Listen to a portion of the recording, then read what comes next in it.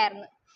Class കേൾക്കും, പഠിത്തം അങ്ങനെ ഒട്ടുമില്ലായിരുന്നു. ആ 2018 ഫുൾ അങ്ങനെയായിരുന്നു.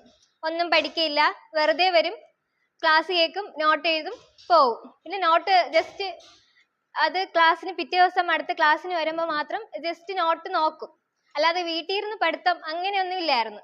പിന്നെ 2019 VEO വില്ലേജ് എക്സ്റ്റൻഷൻ ഓഫീസറിന്റെ അപ്പോൾ ഇത് വന്നപ്പോഴാണ് ഒന്ന് പഠിക്കണം എന്ന് തോന്നലുണ്ടായത്. പിന്നെ ഇവിടെ കമ്പൈൻ സ്റ്റഡിക്ക് ഇരിക്കുന്നതായിട്ടും ഉച്ചയ്ക്ക് വീട്ടിൽ പോയാലും വേറൊരു ഇത് ഒന്നും ചെയ്യില്ല, വെറുതെ ഇരിപ്പാണല്ല. അതുകൊണ്ട് ഉച്ചയ്ക്ക് ശേഷം കമ്പൈൻ സ്റ്റഡി ചെയ്യാമെന്ന് വിചാരിച്ചു.